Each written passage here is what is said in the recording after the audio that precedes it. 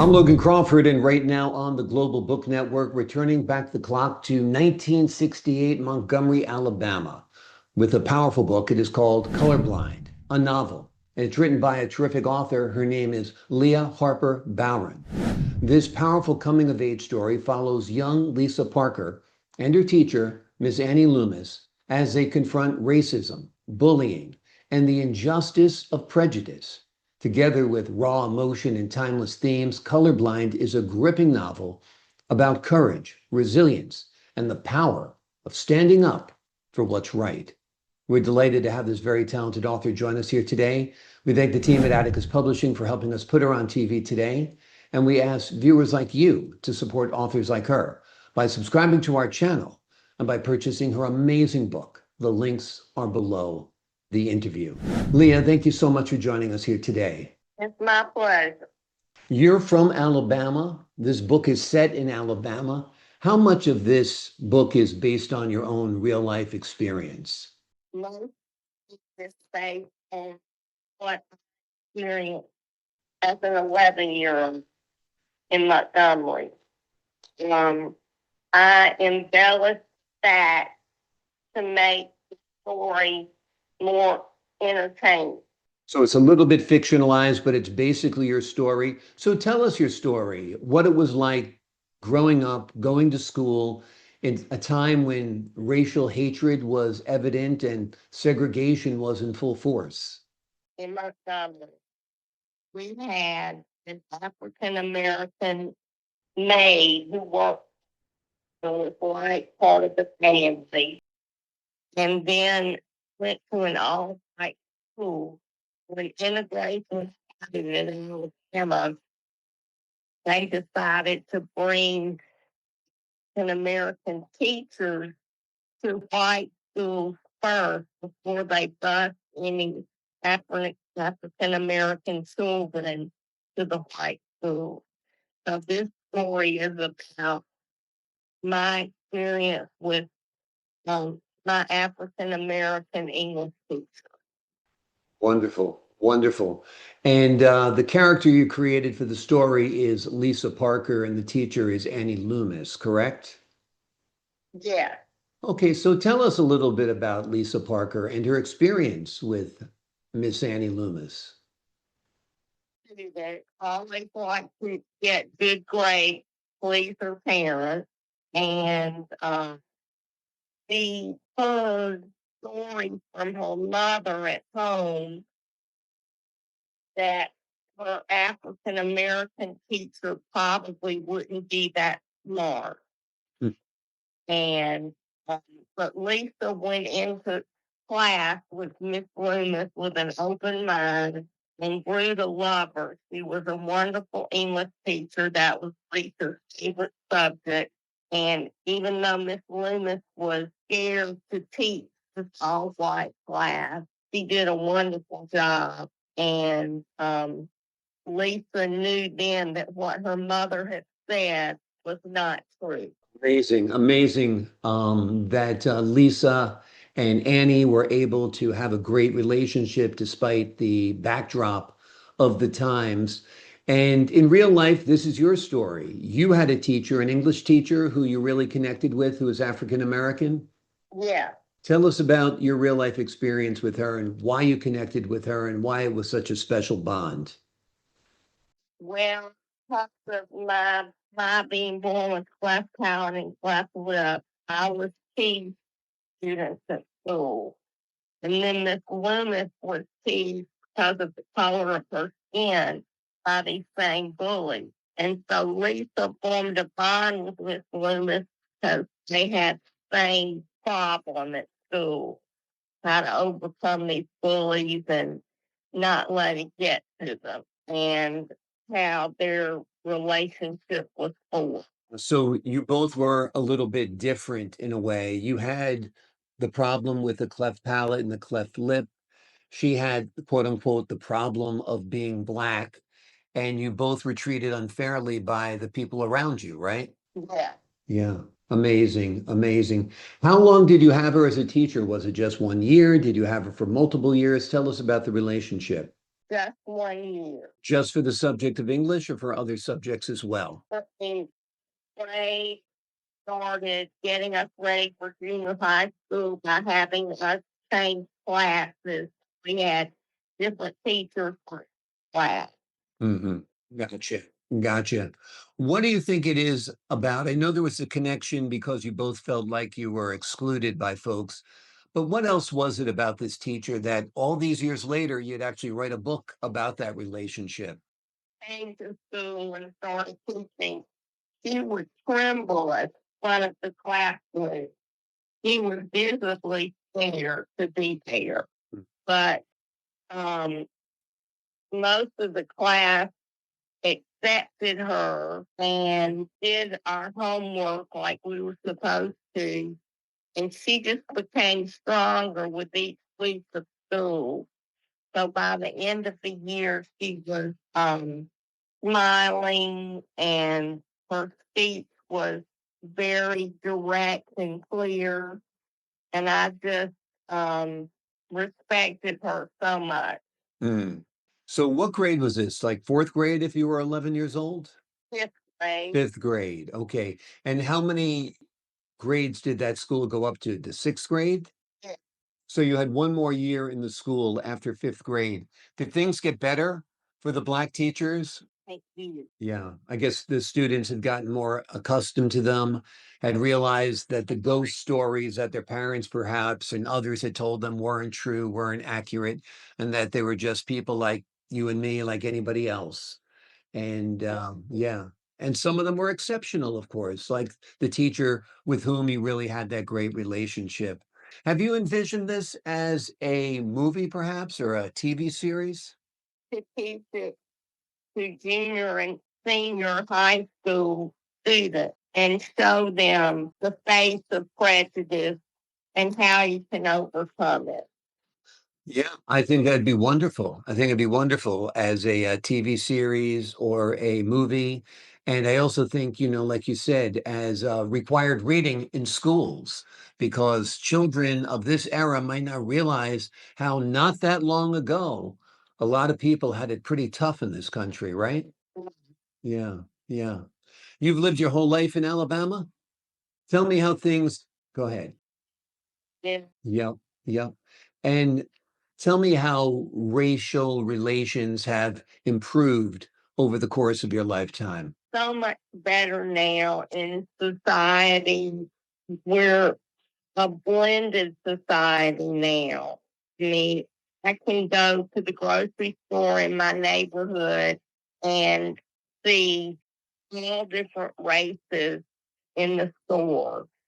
Whereas back in the 60s, your neighborhood grocery store would just be the ethnic group of your neighborhood. In my case, white, Caucasian. Um, the same with schools are blended, work environments are blended now. You go to the public library in Dothan, where I live, a small town where I live, and half the staff behind the counter will be African American. And you'll see white mother walk her children into the library, and a African American mother will be right behind her African American children. I also see a lot of blended marriages in the South. And it's just absolutely nice. Yeah, absolutely, absolutely. Also, 1960s Alabama, I believe George Wallace was the governor, correct? Correct. And he was quite a racist, as I recall from my recollection as a young man. Yes, he out for University of Alabama blocking the entry of an American female student and saying segregation now, segregation tomorrow, segregation.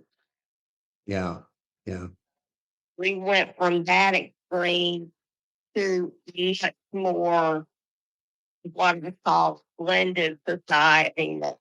yeah, yeah, yeah. That. more. Thank goodness. Thank goodness. The name of the book is Colorblind. Tell us about the title, why you chose to call it that. Well, the was colorblind in the sense that when she saw Miss Loomis, she didn't see her with the same vision that her mother did. Her mother was prejudiced.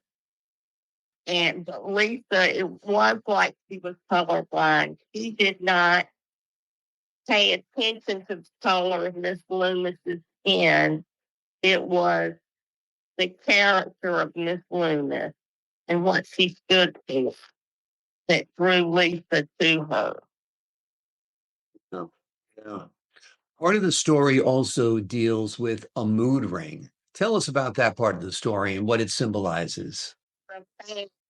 To get it, 54 seats they had in Montgomery had like two hip seats, and they were little inexpensive rings that allegedly, when you slipped it on your finger, it would turn a different color depending upon your present mood, state of mind. Yeah. And so it was quite a fad among the young girls to have. Yeah. How does it fit into your story? Well, I think when Lisa was set bullying she endured in the playground, it would turn a dark color, which denoted being upset. Yeah. So, in that sense, it was kind of a fortune teller to tell the future. Yeah. Yeah. Amazing. Yeah, I do remember those mood rings, and everybody seemed to have one. If you were calm, it was green. If you were in love, it was red or pink, or and angry, like you said, it would turn black. So it was kind of a cool part of the story because it kind of transports you back to that era. That was one of the fun parts of the era. But do you also remember? I mean, it wasn't like I grew up in the 1960s also. There was prejudice, no doubt, but it wasn't as divided as the South. Did you grow up where there were separate bathrooms and separate counters for people to eat and different places for people to sit on the bus? When they had separate facilities and they had signs colored, whites only. Uh, they weren't, by the time I could read, those signs weren't up anymore. So we had already started to get away from some of that virulent prejudice by the mid to late 60s. Yeah. Absolutely, absolutely. Well, that was a good thing. And the Civil Rights Act was heralded in by Lyndon Johnson, and that helped bring some equity and some fairness to the situation and improve things a little bit. What was it like writing this book and going down memory lane a little bit? Kind of a tumultuous relationship with my mother, and reliving some of those memories was painful. But on the whole, it brought a smile to my face. Remember those elementary school years, and I had a system for writing the book. I would go to the local Starbucks and get a cup of coffee and go to a table they had. And I had a legal pad with me. I did it the old fashioned way. And I would write a chapter a day. That was my goal, to do a chapter a day. And that was how I did it. Then I'd come home and type it into my computer and go from there. It was a very effective system for me. Yeah, well, that's wonderful. It's good to get out there in the marketplace, good to be out there in downtown. It kind of reminds you of the era a little bit, kind of reminds you of what the community was like way back when. You mentioned that you wrote this book as a novel for adults, but also for young adults. Is it two separate books or is it one book that both could read? Tell us about that. Mhm. places they'll have it in the young adult section and the adult section. Some just have it in adult. Right. Gotcha. Gotcha. And what do you hope young readers get out of your book when they read it? What do you hope they learn? What do you hope they know after going through the book? Hope you create resilience in the face of adversity and that they will learn tolerance Yeah. in the face of prejudice. Because, like you said, the prejudice was much more blatant back in the 60s. Yeah. And we lived it every day. Exactly. And to their parents and grandparents. Yeah, exactly. Now, you mentioned that you had the cleft palate and the cleft lip, and because of that, you were treated not nicely at times by your peers. Did that improve also as time went on? Did people tend to be a little kinder, a little more understanding, and a little less? Closed my lip and my palate. And then I had speech therapy when I was a young child. Mhm. And then, but one side of my nose was always smushed down. And that's what the children would tease me about. Mm. And that didn't get corrected until my teenage years. I had plastic surgery done on rhinoplasty on my nose. Yeah, And uh, when the teasing stopped. yeah, yeah. It must have been very, very difficult. Kids, you know, when we were growing up, kids were so mean. We have a whole They were the least different, make a point of hammering that home in any mean way they could. I know. Always, the teachers were always out on the playground with us, but they would sit away from us on benches, and they were clueless as to what was going on between the children. Yeah. Yeah, there's been a big anti-bullying movement probably since the 1980s or so. But like I said, when you and I were growing up, there were big bullies and kids were nasty. And if you weren't wearing the right sneakers, they would treat you cruelly. Yeah, yeah. So you can imagine looking different, you know, they're ready to eviscerate you. And it was a tough time, no doubt. And thank goodness, at least on the surface now, children are nicer to each other because there's generally zero tolerance for bullying in school. Is this your first time writing a book? Yes, it is. Okay. Uh, in the 80s, Hmm. and had an article published in that journal back then. But this is my second published piece. But this is of course fiction, and Yeah. Well, we're glad you wrote it, and it's almost not fiction. It's basically your story fictionalized a little bit. And it certainly is a real chapter in American history that, you know, we can't forget. You know, people who forget about history are condemned to repeat it. It seems like we're right now in a very polarized world where, you know, the left hates the right hates the left. And a lot of it is along racial lines as well. What's your take on what's happening today? Compare it and contrast it between now and 1968. George Wallace's era in Alabama. Um, he represented the white majority, the ruling class, and the folks he was against were the African Americans primarily, and they had virtually no voice in government or no power at that time. Although Dr. King, the civil rights movement had started and was well underway, but it took years for some of these changes to be made.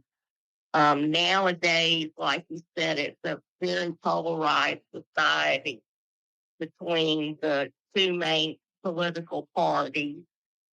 And I think, uh, ironically, the President Biden investigation into his mental capabilities in his later years in office as president may bring both sides of the political ism together, because they've written a book, two reporters have written a book about Biden's situation, and they try to make it as apolitical as possible. Yeah, obviously something was wrong, particularly towards the end of his presidency. I mean, I think anybody with eyes can see that he had problems with his train of thought. If it's a gap, if it helps bridge the divide, well, that's a good thing. It's unfortunate what happened to him. He did serve his country for many, many decades. It's definitely a tough chapter in American history that we're living through right now, without a doubt. Tell us a little bit about your legal career. What kind of law did you practice? Or do you practice, I should say? For several judges, so I wrote several opinion judges, used my writing ability there. And then I was with a defense firm in Montgomery several years and was a bankruptcy lawyer. I did primarily corporate and legal real estate work. But I always had my part in the public issues. And one of my projects while I was a lawyer, I did a lot of pro bono for the Alabama female prison population, and worked with the Alabama Prison Project to file suit against the state of Alabama for not having parity of conditions for the female inmates as compared to the male inmates in Alabama. The males have like 5 or 6 different vocational opportunities they were taught at prison, and the women had only 3: flower arrangement, cosmetology, and data processing. And 2 of those professions, if you were a felony, couldn't be licensed to do those things. Unbelievable. So instrumental in getting that saved. So I was proud to be able to help with that. I'm sure. So the fight for equality has been something that's been in your blood and in your makeup for quite a while. Yeah, Yeah. it has. How is your new governor? Association for Women in the Law organization. I brought Gloria Steinem to the university and got to know her that day, and what a wonderful experience it was. I'm She sure. later was instrumental. Gloria was instrumental in my getting colorblind. Wonderful. Wonderful. And which university was this that you had her speak? The University of Alabama and the School of Law. Wow. That had ever come to hear a speaker the night he And, spoke. and about what year was that? That 1981 or 1982. Wow. Well, that's amazing. That's quite an accomplishment. One, for Alabama, she's kind of a radical figure. She was at the apex of her success in the early 80s and the late 70s. So you helped spread a very important message of equality to women in Alabama and beyond. Yeah, he did. Yep. And so did you by bringing her there. That's wonderful. The book you wrote today that we're speaking about today, rather, is wonderful as well. It is called Colorblind, a novel. It is a moving and unforgettable tale about standing strong against hate and the small everyday choices that define courage. Leah, thank you so much for joining me here today. My pleasure. I'm so thankful. As am I. Very glad to have spoken with you today. To the folks at home, I'm Logan Crawford for the Global Book Network. So long for now.